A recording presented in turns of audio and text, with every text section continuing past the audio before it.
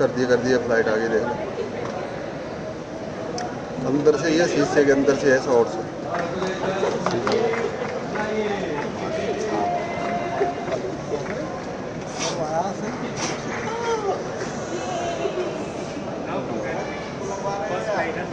किसान जिन्होंने योगदान दिया इस एयरपोर्ट के लिए, वो सब यहाँ की पहली उड़ान में जाएंगे, लखनऊ जाएंगे और आदरणीय मुख्यमंत्री योगी आदित्यनाथ जी से एक स्पेशल संवाद भी उनका वहाँ पे कार्यक्रम भी रखा हुआ है। तो ये बहुत ही ऐतिहासिक दिन है हम सब के लिए, क्योंकि ये प्रोजेक्ट काफी टाइम से सबका उत्साह था कि कब शुरू होने वाला है, तो आज वो दिन आ गया है।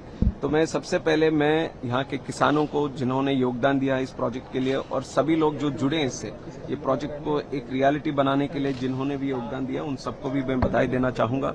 और खास करके आप नोएडा की बात करेंगे, यहाँ के इंटरनेशनल एयरपोर्ट की बात करेंगे, तो ये था एक vision of our prime minister था।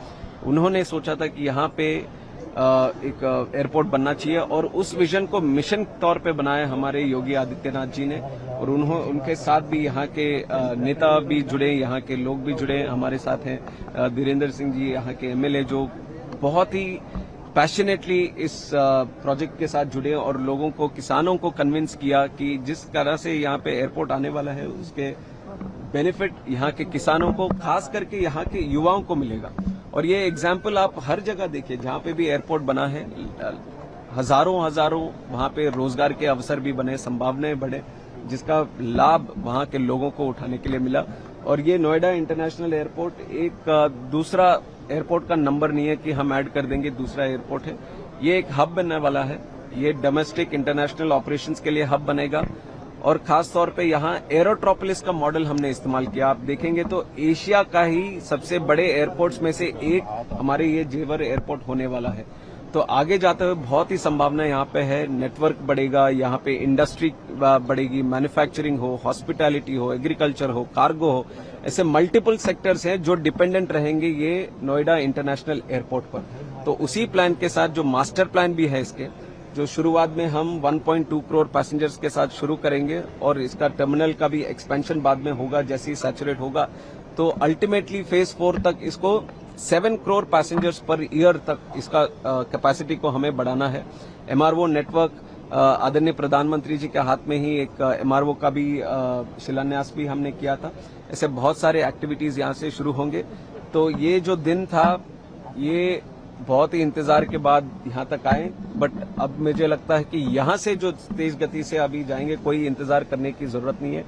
एयरलाइंस भी काफी उत्साहित हैं। आज 4 डेस्टिनेशंस को हम शुरुआत में कनेक्ट कर रहे हैं, एक बैंगलोर के साथ बाकी 3 डेस्टिनेशंस, और आने वाले महीनों में ये 4 डेस्टिनेशंस 12 बनेंगे। और आगे जाते हुए 1 साल में करीब देश में जितने भी बड़े डेस्टिनेशन है, सबके साथ ये नोएडा इंटरनेशनल एयरपोर्ट जुड़ेगा। शुरुआती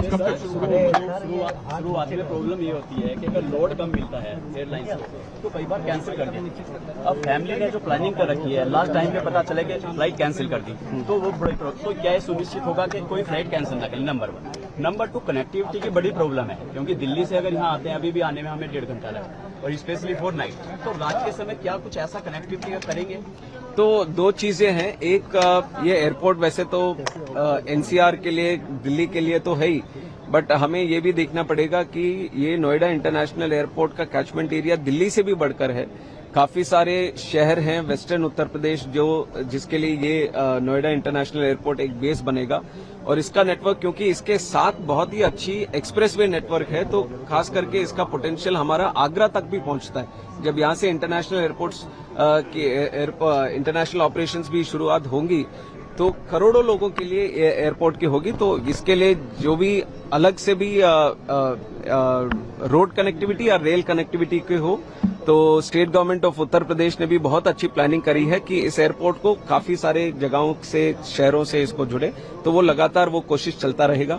दूसरा जो कैंसिलेशन का है, कैंसिलेशन सिर्फ वाइबिलिटी उस पर नहीं डिपेंड करती। कैंसिलेशन कभी कभी वेदर के हिसाब से या टेक्निकल रीजंस के हिसाब से भी कभी कभी कैंसिलेशंस होती हैं। और हमारे पास गवर्नमेंट ऑफ इंडिया में, डीजीसीए में एक स्ट्रांग पैसेंजर चार्टर पॉलिसी है, जिसके तहत अगर कुछ कैंसिलेशन होता है या कुछ उस तरह की कुछ नहीं जानबूझ के नहीं, कुछ भी अगर ऐसे होता है तो जरूर पैसेंजर्स को उनके राइट्स दिलाने पड़ेंगे। उसके तहत जो भी कॉम्पनसेशन होगा वो सब उनको दिलाने पड़ेगा। वो हम भी इंश्योर करते हैं कि वो सही तरह से हो। लेट हो जाएंगे